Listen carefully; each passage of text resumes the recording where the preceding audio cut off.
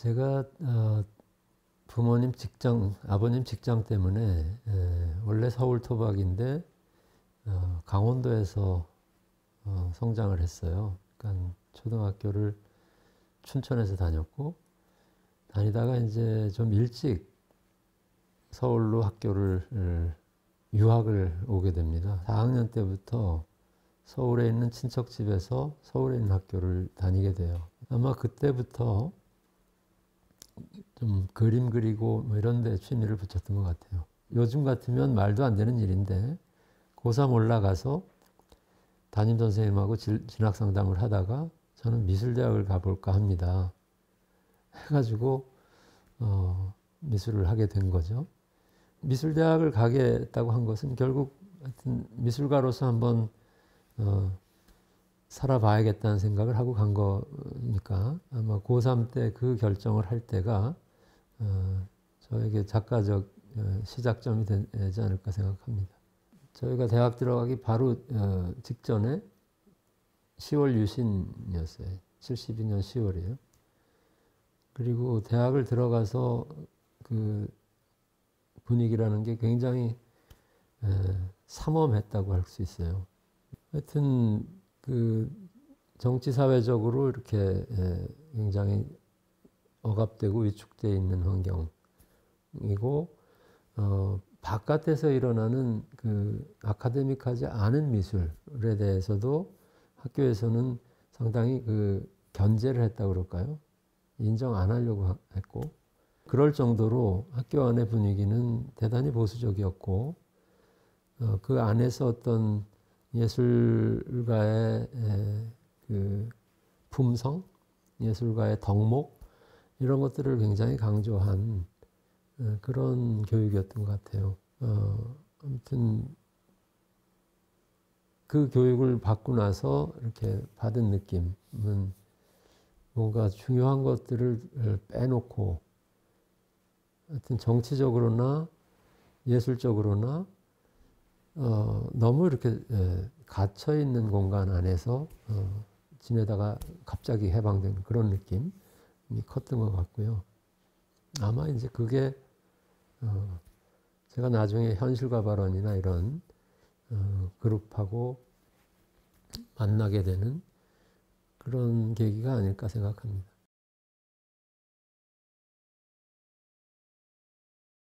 80년 2월 달에 공간에서 편집 기자를 뽑는다고 그래가지고 가서 간단한 무슨 뭐 시험 같은 걸 간단히 보고 들어가서 거기서 이제 직장 생활을 시작을 한 거죠. 그래서 사실 제가 거기서 6개월 있다가 중앙일보에 개간미술로 옮겨갔는데요. 그 시기가 바로 80년 광주 이후고 그러면서 이제 미술이 이게 의미가 있나 이런 생각도 한쪽으로 있고 아무튼 그래서 80년서부터 이렇게 쭉 미술 잡지 일을 하면서 미술계를 좀 거리를 두고 바라보게 되는 시간이 있고 한 83년쯤 돼서 그렇게 뭐 작업실 가지고 본격적인 그 조각가로 출발하기보다는 오히려 이렇게 제가 살던 조그만 아파트에 베란다에다가 테이블 하나 놓고 주말에 일을 해서 요만한 작업들을 하게 된 거예요. 그래서 그게 그야말로 80년대에 제가 미니어처로 작업을 하게 되는 시작점이 됩니다. 덕수궁 돌담길이 제가 매일 회사를 출퇴근하던 길이에요. 저하고 몇몇 그 동년배들이 화실 겸 뭐 거의 그 공동 합숙소 같은 공간을 만들어서 생활했는데 거기서 서소문을 가려면 이제 덕수궁 돌담길 맨날 지나다니는데 어느 날 하여튼 대학생들이 미국에다가 뭔가를 항의하기 위해서 그 경비를 뚫고 담장을 넘어가서 시위를 하다가 이제 다 붙들려가는 일이 있어요. 근데 그 장면을 그대로 그야말로 어린아이들의 무슨 그림책에 나올 것 같은 터치로 그대로 만들어 본 거예요. 대개 다 그런 그 시사적인 사건하고 연결이 되어 있습니다. 그러니까 그 시대에 그 아주 짙게 드리워져 있던 그 정치적인 그늘 같은 것들, 그런 것들을 이렇게 그런 사건들을 통해서 포착하고 그걸 이렇게 입체지만 아주 소박한 재료로 표현하는 그런 풍자적인 작품들을 좀 연달아서 하게 됐던 거죠.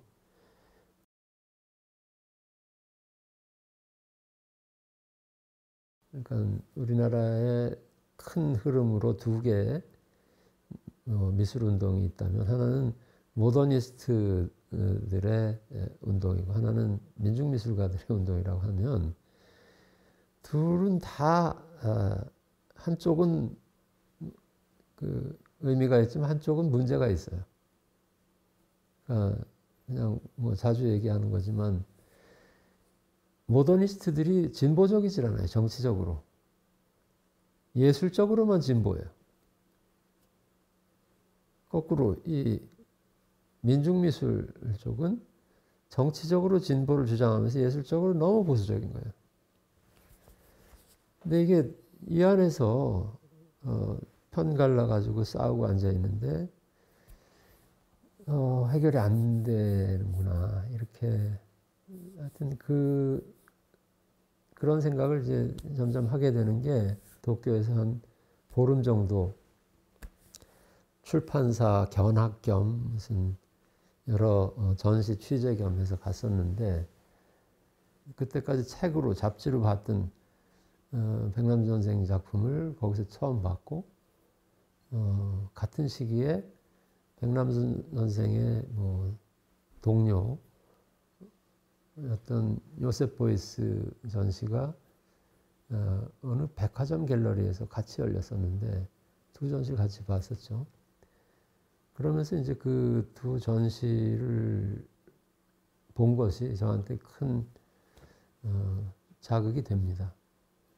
그러니까 이 사람들의 그 작품이 뭐 정치적으로 직설적인 무슨 비판을 하는 것은 아닐 수 있는데 그 형식 자체가 너무나 파격적이고 진보적이고 사람들을 충격을 주는 건데 이런 미술은 이 안에서 한국의 그 구도 안에서 어떻게 받아들일 수 있을까 이런 생각하면서 조금 더 공부를 해야 되지 않겠나 하는 생각을 그때 이제 처음 다시 하게 되는 거예요.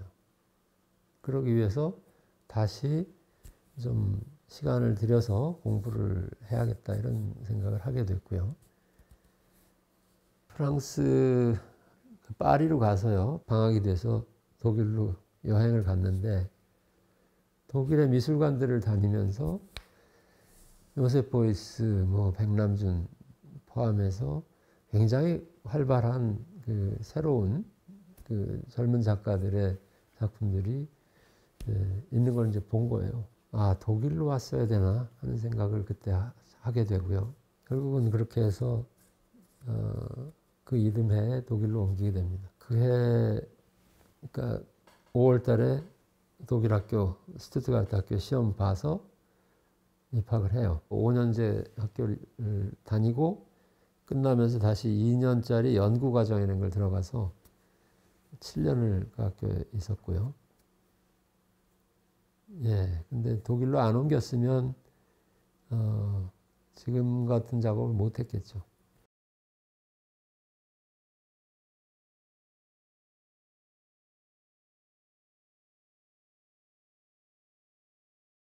서소문에 있던 중앙일보사의 한 5층, 6층 정도 되는 높이에서 이렇게 이 발코니 같은 공간이 있습니다. 그러니까 6월 항쟁 때 시위 행렬, 그러니까 행렬이 이렇게 몰려오는 거를 저는 그 현장의 사람들 속에 있지 않고 위에서 내려다본 거예요. 그러니까 구경꾼의 시선인 거예요. 독일에서도 결국 이방인의 시선이죠. 근데 사실 거기서 선택한 것은 관객, 누가 내 관객이냐의 문제잖아요. 한국에다 이걸 보여주기 위해서 작품을 하는 것이 맞나? 아니면 내 바로 지금 살고 있는 이 환경에 옆에 있는 독일 사람들이 내 관객인가? 근데 그 둘을 하나로 해결할 수 있는 방법은 어떤 보편성에 기반한 뭔가가 아닐까 이런 생각을 했던 거예요. 그러니까 오브제로 일상적인 사물을 가지고 작업하게 되는 배경이 그거에 있어요.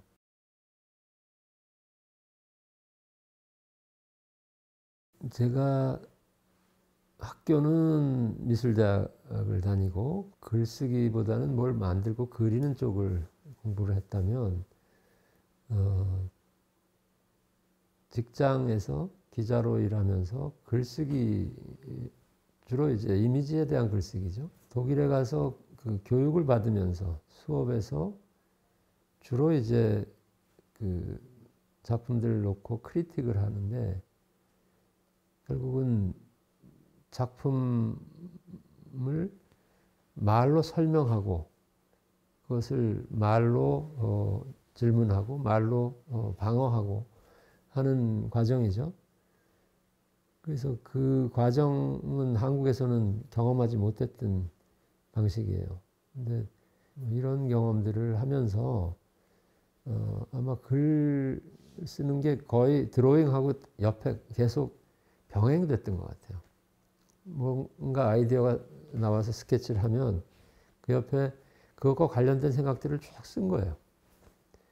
근데 그게 이제 습관화되고 거기다 써놨던 생각들이 작품의 설명이 되고 이렇게 되면서 글하고 그림이 따로 분리되어 있는 그 두 가지 다른 매체가 아니라 서로 이렇게 맞물려 있는 것 같은 그런 상태가 된 것 같아요. 저한테는 근데 이제 그 학교 때부터의 그 어떤 일종의 금기처럼 되어 있던 게 미술가가 그 작품을 말로 설명하는 것이 굉장히 좀 부적절한 일이라는 교육을 받았던 것 같아요. 주절주절 거기다가 뭔가 설명을 붙이는 작품은 제대로 된 작품이 아니다 하는 교육을 받은 거예요. 항상 어떤 금기시되어 있던 이 텍스트와 미술 작품을 연결하는 방법을 한번 그냥 해본 거예요. 그 남자의 가방은.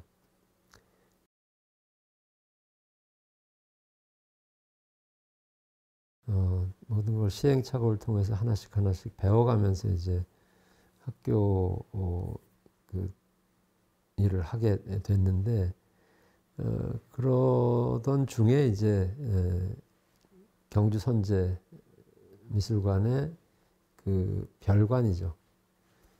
그 아넥스라고 그러는데 하여튼 100평 조금 넘는 그냥 통으로 된 전시 공간 하나에서 전시를 하겠느냐 이렇게 이제 제안을 받았어요. 김선정 선생한테서. 그래갖고 그게 이제 기반이 돼서 2004년에 로덴 갤러리에서 2003년에 그 제안을 받았고 2004년에 전시를 하게 됩니다. 그러니까 공간이 엄청 큰데 여기서 이 공간을 어떤 방식으로 이용해서 활용해서 지금 사회 전체와 무슨 이야기를 할 것인가 그 질문을 먼저 시작하고 또 그 전시장이 갖고 있는 그 중요한 특성 중에 하나가 로댕의 지옥의 문을 중심에다 놓고 시작한 공간이잖아요. 로댕이 지옥의 문을 만들었다면 나는 현실 속에 우리의 문, 우리가 지금 매일같이 경험하는 일상의 문을 만든다. 이런 생각으로 49개의 방이라는 걸 만들게 됐고요. 근데 마침 또 그때가 제가 49살이에요. 사실 뭐 중요했던 것은 그 숫자는 아니었어요. 그 숫자는 25개가 될 수도 있고 아니면 64개가 될 수도 있고 한데 그 공간 안에서 가장 적정한 크기가 어딜까. 실제로 그 작품의 배경은 뭐 처음에 로댕 갤러리의 그 지옥의 문을 이제 출발점으로 삼았지만 그 지옥의 문이라고 하는 어떤 아주 그 극적인 그런 상태 말고 우리가 일상적으로 아침에 일어나서 밤에 잘 때까지 열었다 닫았다 열었다 닫았다를 반복하는 이 문을 그대로 변형 없이 재현해보자. 문을 열어도 똑같은 방이니까 문을 여는 게 아무 의미가 없는 일이 되는 공회전 또는 동호 반복의 경험을 아마 계속 우리가 하고 있다 하는 생각을 한 것 같아요. 그러니까 계속 어떤 다른 세계, 여기와 다른 어떤 유토피아를 꿈꾸면서 그걸 향해서 문을 여는데 열고 들어가 보면 똑같고 열고 들어가 보면 똑같고 하는 대단히 불행한 지옥의 문은 지옥으로 떨어지기 때문에 불행하다고 하겠지만 이 49개의 방에 112개의 문인데요. 이 문은 계속해서 반복되고 전혀 새로운 공간으로 나갈 수 없기 때문에 불행한 그런 문을 만들자 이렇게 했던 거예요.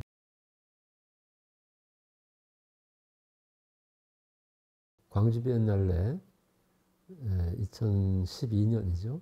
광주 비엔날레 전시도 하게 되고 이렇게 되면서 계속 여태까지 안 해봤던 일들을 할 수 있는 기회들이 만들어졌어요. 그러면서 이제 자연스럽게 그게 2015년 국현에서 한 안 보이는 사랑의 나라 전시까지 이어지는 그 디딤돌들이 됐던 것 같아요. 2015년에 그 국립현대미술관 전시, 이것은 저한테는 뭐 굉장히 큰 기회였고 또 굉장히 큰 도전이었어요. 내가 여기서 해야 될 것이 뭔지, 전체를 하나의 거대한 풍경으로 만들 것인지 아니면 잘게 쪼개서 그 안에 시퀀스들을 만들어 놓고 각각의 시퀀스가 마치 어떤 문학 작품의 기승전결처럼 이렇게 이야기를 하나를 구성한다면 어떨까, 이런 생각을 이제 하면서 기획을 하게 됐고요. 이걸 보는 사람들에게 무슨 얘기를 전달할 거냐, 이게 굉장히 저한테 큰 과제였어요. 근데 처음서부터 그랬듯이 글과 그림 사이에서 일을 했다고 그랬는데 문학과 미술의 그 접점을 전시에서 적극적으로 드러내면 나의 여태까지 했던 작업의 어떤 연장선에서 좀 흥미로운 결과가 되지 않을까 생각을 했어요. 전체 전시 제목에 안 보이는 사랑의 나라라는 제목을 넣고 그 마종기 시인의 시 원문을 전시에 포함시키고 이렇게 한 것도 미술 따로 있고 문학 따로 있고 한 이 구분 속에서 계속 미술은 뭔가 감각적이고 직접 눈으로 보고 그냥 느껴야 되는 것이고 문학은 읽어야 되고 뭐 이런 거. 이렇게 구분되어 있는 것을 어디선가 만나게 해주는 그런 공간을 만들자 이렇게 설정을 하게 된 거죠.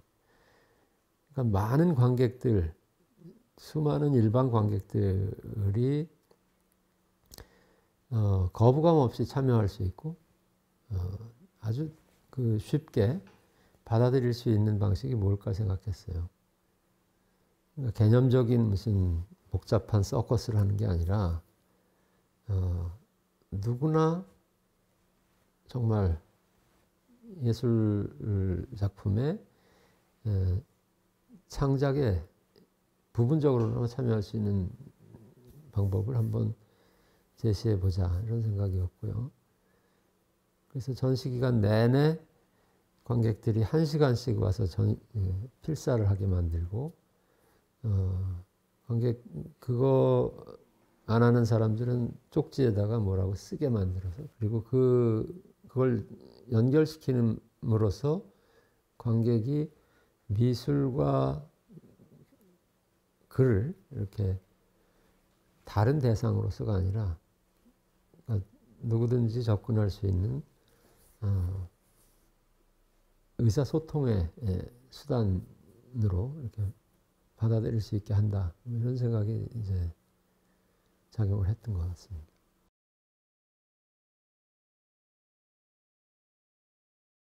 그러니까 지금 굉장히 그 특별한 시기인 것 같아요. 그러니까 저는 사실 한국 미술이